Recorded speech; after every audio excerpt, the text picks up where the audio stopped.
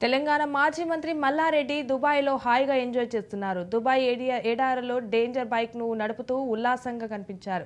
కొన్ని రోజుల క్రితమే మేడ్చల్ మున్సిపల్ నేతలతో కలిసి హైదరాబాద్ నుంచి దుబాయ్ వెళ్లిన మల్లారెడ్డి రాజకీయాలను కాసేపు పక్కన పెట్టారు. అక్కడ సందర్శించిన స్థలాల్లో వివరిస్తున్నారు.